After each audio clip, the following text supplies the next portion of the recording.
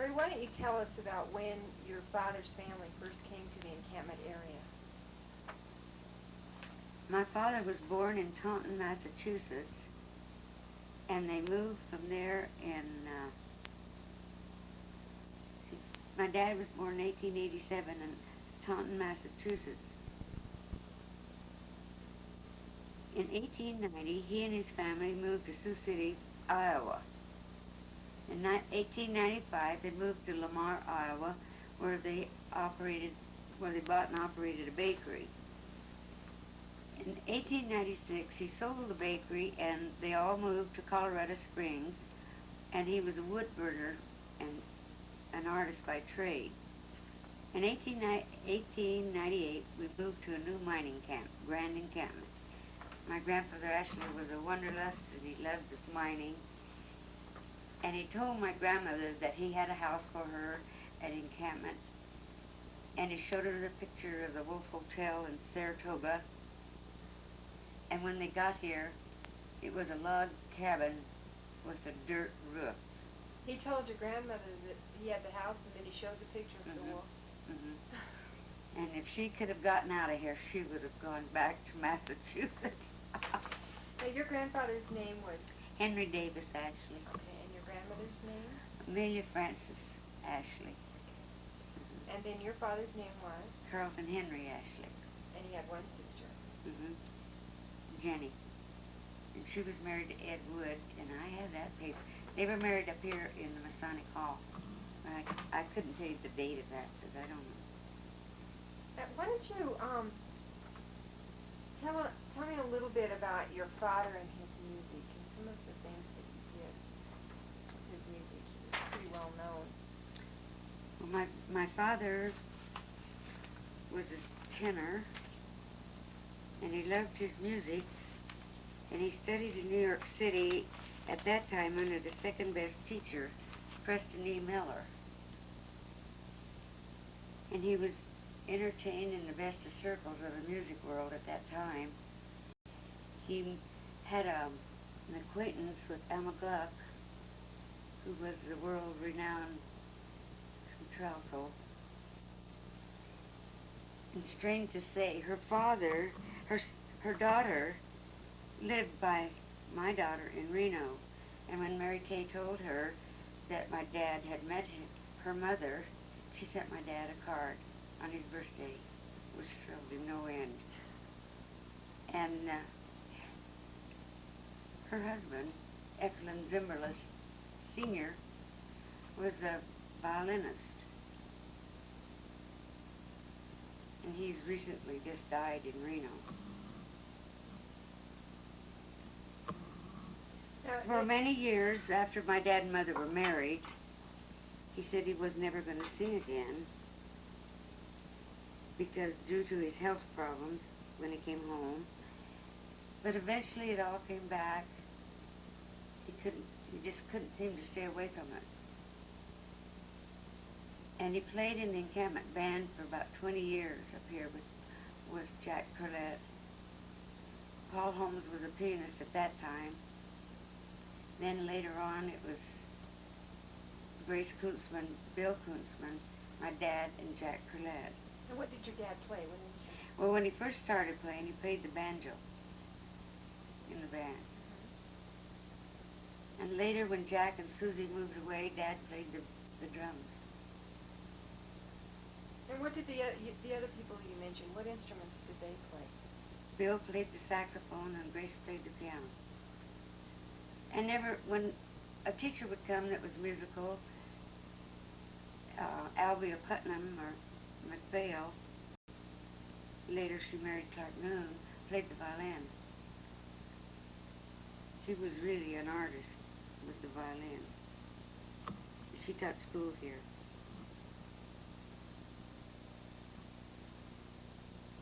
And in 1938, I think it was, my dad started vocal lessons. It was under a government program. He taught here and in Saratoga. Who were some of his pupils, do you know? You see. Janet Herring was a pupil. Oh, there was a lot. Who was that before? That had done quite well.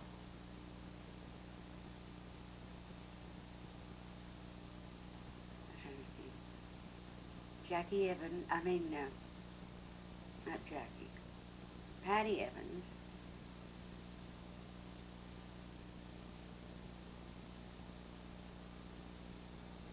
Joe Penny from Saratoga, who now teaches music in Powell. His D Hart boy sang, and from here he went into the Navy, and I'm sure he was in the Navy choir or chorus that he sang. She ought to get that out. He had a lot of good music students. And he liked opera, Mm-hmm. too, and he sang a lot of opera. Mm-hmm.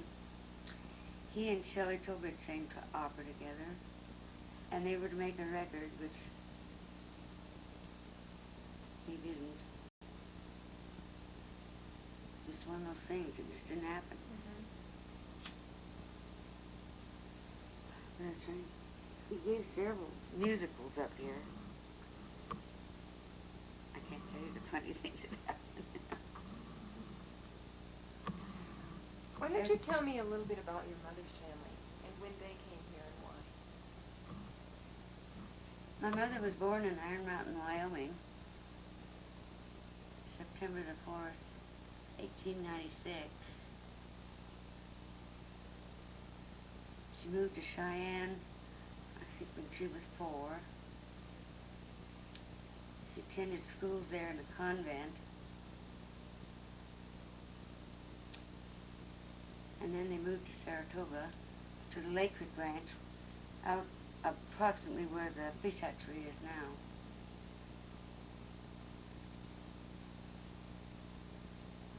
And they moved up here when she was about 12. They owned the house where Roz and Bobby Herring now live. And later they were on the little ranch, I think, which was owned by Mary Wyant. Oh, just Out of town, where they resided until my grandfather's death.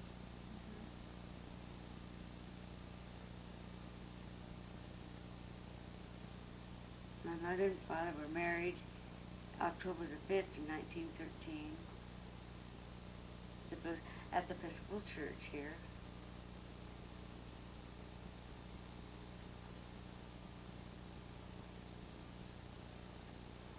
Oh, that's pretty. Look at that. Friend stood up with them, and this is Martha Johnson's sister. What's her name?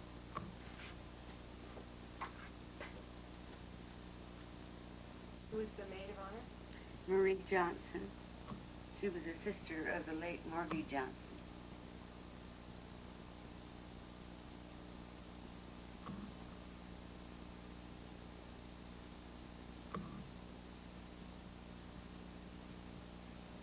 And after your parents were married, did they live here in Encampment? Yes.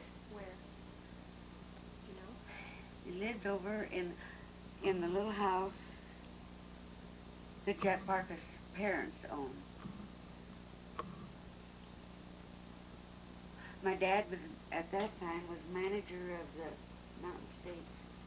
I want to find it.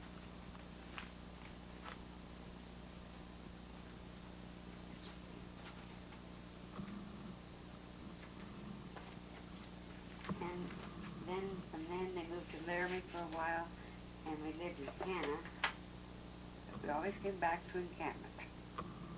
My brother started school in Hannah. Now, how many children in your family? 2. My brother, Carlton Jr., Henry Jr.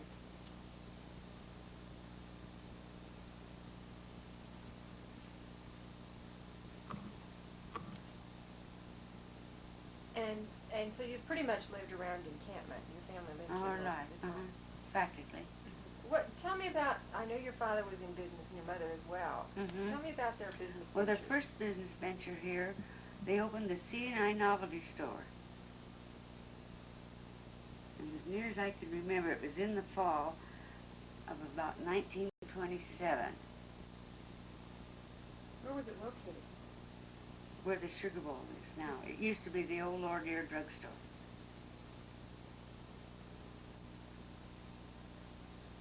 And what kinds of things do they sell in it? What kind of products? At that time, they had nice toys, gifts. They had a soda fountain. And they made their own homemade ice cream. They did. All of their ice cream was homemade? And they had patent drugs. Newspapers, you know, sundries and things like that. Which they kept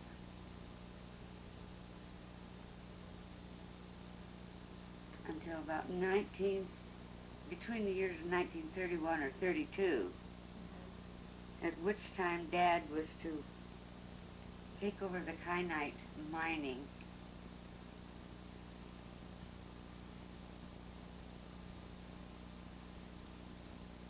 What was that? Well, let's see, it was up here on the Beaver Creek Hills. You're not taking pictures of me now, are you? Yeah, keep going. Okay, let's see, it was up here. It would be under the auspices of Harco at that time.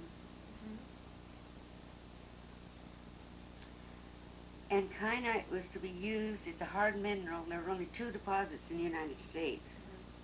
One in South Carolina, which didn't pay to mine because of the dirt that was in it. And this one is almost pure. My dad and Frank Houston found these mines, which Frank Houston patented his mine, his claims up there, when the Parco went into the hands of the receivers. That ended that. So he wasn't involved in that very long? Well, no, not really. He'd mined it for quite a while, though, you know, and they'd worked with, they had a geologist come in here by the name of Dr. Heinze, who was quite excited over this deposit. And at the time of my father's death, the government was interested in this mine, and he had corresponded with them for several years. And the day that the man came and they were to go look at the mines, my dad was too sick to go. And at that time, I couldn't remember, because they changed the road up there, exactly where it was. But he was negotiating with the government to try to get it, either sell it or get it in operation. They wanted it at that time.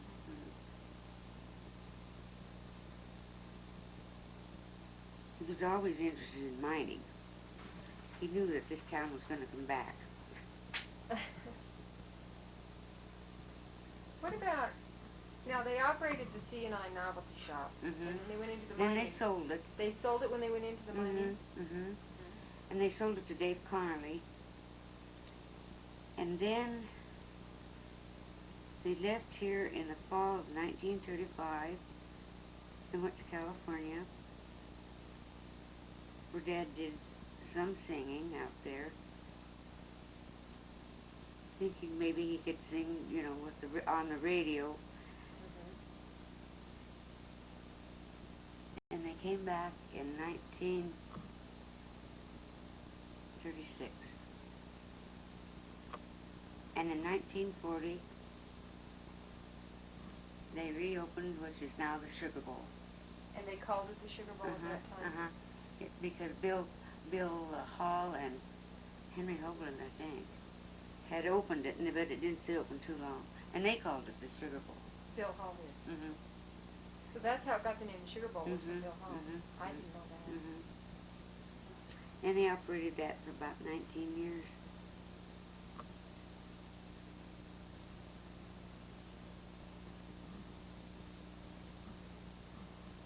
What happened to this Dave Connerly? Did he close down? No, he sold it to Laura Nichols, and Laura, she sold it to somebody else.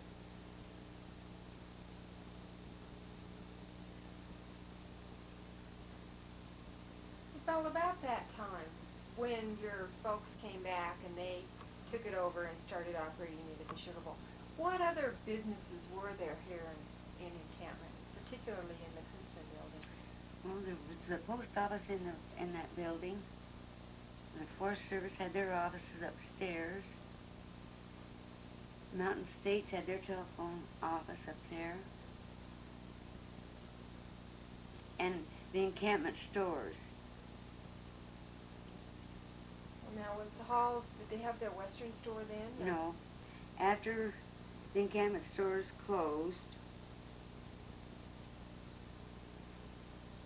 Bill Kunstmann bought out that interest and opened. Well, oh, the encampment bank was in there. Encampment State Bank. Which Bill Kunstmann worked in there. And Bill.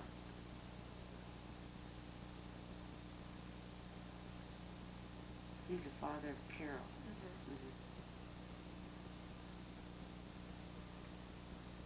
And what other businesses were there like? Okay. Was the Bone Hotel here? The Bone then? Hotel was operating. Parkinson Store. Englehart's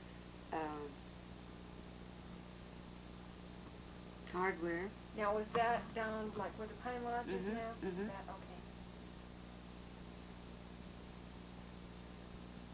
There was a saddle shop. Let's see the big name. There's a saddle maker that was in there. Then later, where that saddle shop was, Hindy Spencer opened the Encampment Echo. And then, now where the Cowboy Bar used to be, That was Parkinson's store. that was Parkinson's But before at they that- built the newer store. That was before Yes, they built the brick it, building. Parkinson sold the bar in Toulouse. Oh, we had an undertaking parlor here, too. Is that right? Oh, yeah. In the back of the hardware store. Well, that's a good place for it. Oh, that's where they dance now.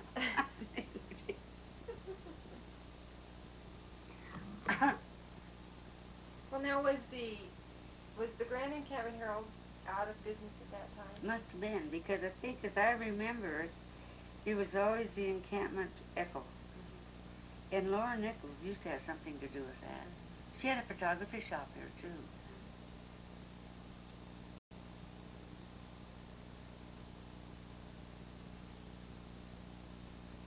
And then the churches in town, there was the Episcopal Church. And There the was Presbyterian. the Presbyterian Church and the Episcopal Church. Well, now, during that time, where was the school located? Is it where it is now? No, it's down where Charlie Herring had his place. Just down by the meat plant. And that took in in all the grades. I think at that time we only had 2 grades in high school. And we worked hard. My grandfather Nichols worked really hard to get a new school here. My grandfather Ashley, when he first came here, they gave all kinds of socials and pie things to pay for a teacher. And now that was for the school that's down by the meat plant now. When was the big building built, the big brick school? Isn't that 1929? And then Because I was a freshman in high school, and we moved in there.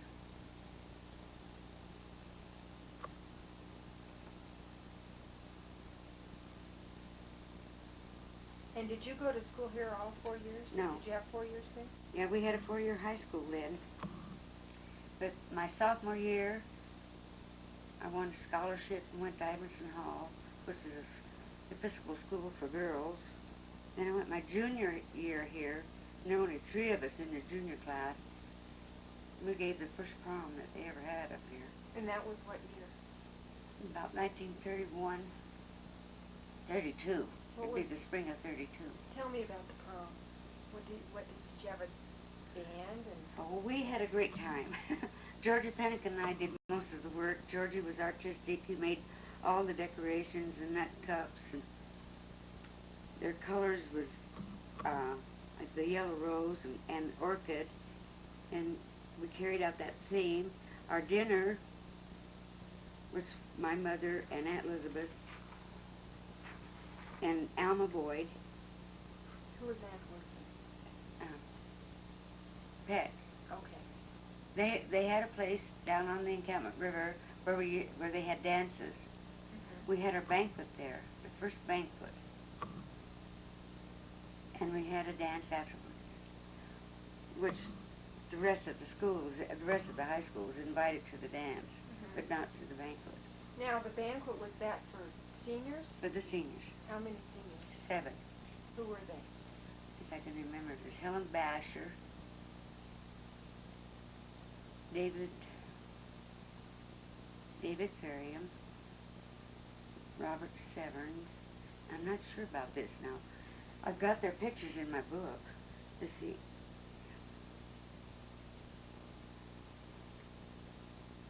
Let's see. It must have been John Perryman in there too. Ezra Nichols and my brother. Yeah. I've got my book out there, so when you come back, I'll find that. Okay. Mm-hmm. And then you had a dance, Mm-hmm. and that the whole school could come to the dance. And the way we got our music, we invited the band to the banquet. So they played for nothing for the dance. Who was the band? Who was the band? Bill and Grace Kunzman. Of course, Grace was teaching in the school. Mm-hmm. And Jack Collette. And my dad. And we worked hard. We gave bake sales. We did everything to get enough money to buy the turkey. And we had a turkey dinner. And the flowers for the one senior girl. And Georgie Pennick was the master of ceremony. Now, you were a junior that year, and you gave it to the seniors. How many juniors were And we there? had to fight for it. Because the school board didn't want us to have it. Why not? Well, I never heard of such a thing. How many juniors were there? 3. Just the 3 of you? Georgie Pennick, David Garrett, and myself. And have they had a prom every year since then?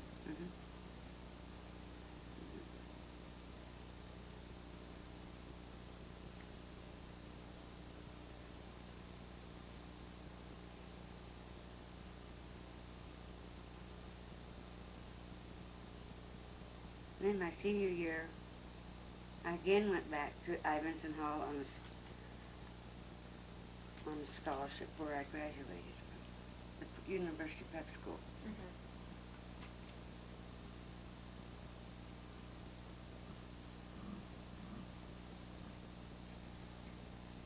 They used to have, in encampments, they had some civic groups, and I think they had a theater group and stuff. We did have. They had a women's civic club here. I think it was one of the only kind in the state at that time. And it was run as a civic club, which they brought in chautauquas. We had really wonderful entertainment at that time. And always in the winter, we gave plays, which was really lots of fun, lots of work. And it brought out a great many who never, you wouldn't even think they wanted to be in a play, you know. But it was fun. And that was to raise money. For what? Well, a lot of it went to the civic club. Some of it went to the school.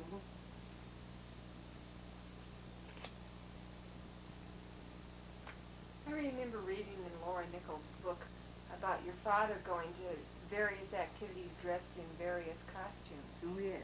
Can you tell me about some of those? Well, I don't remember those, but I do remember they used to have lots of big dances here at the City Hall, and they always had a masquerade. And he dressed as a girl one time. And no one knew who he was. Until Mr. Kunzman looked and he said, "Oh my God, look at those arms. I should have known it was a boy."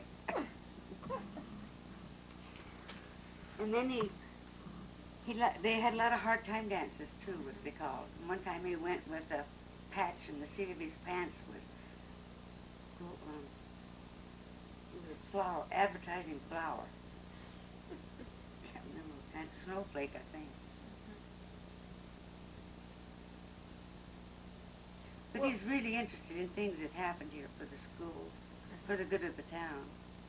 And for many years he served as the city clerk.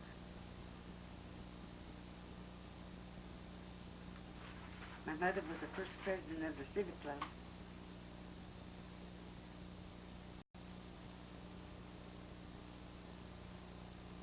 It was called the Women's Civic Club.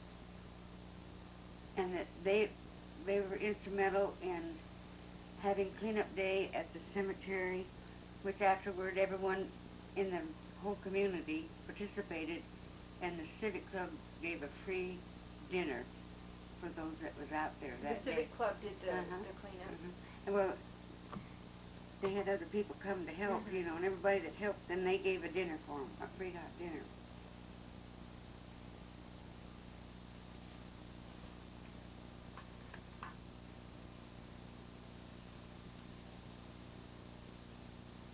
Let me just pick out some people, some old timers that used to live around Encampment and that aren't here any longer. That you can just maybe tell me a few little stories about them, something you might remember.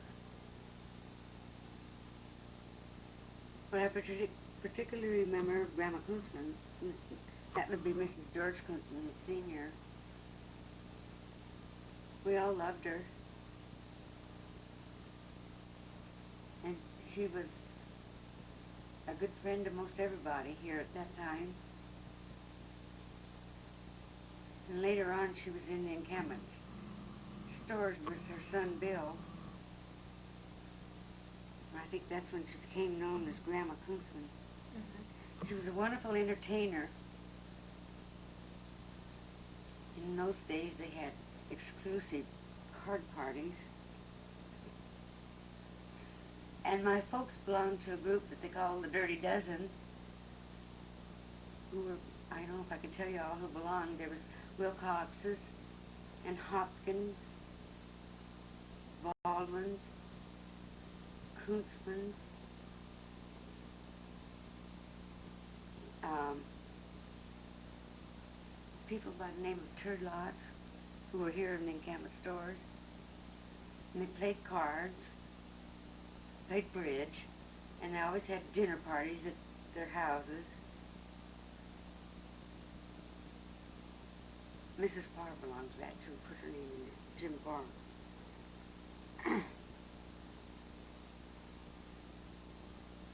And at the end of the year, usually, they had a big dance over at the City Hall.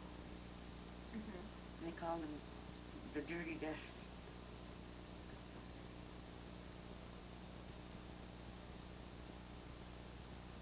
But in those years, there were lots of parties here, lots of house parties for the kids. Mhm. We danced in the homes.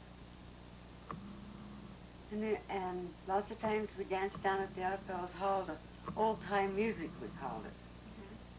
A fiddler that you couldn't dance to. Mhm. But it was fun because everybody went, took their babies, and had supper at midnight. It was the same way at the City Hall. Everyone went to those dances. Took their youngsters in their sleds,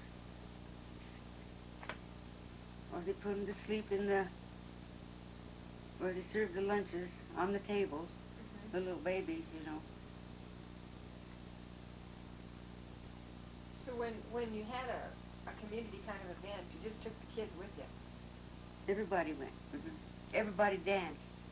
Little Mhm. kids, Little big kids kids, too. and the parents.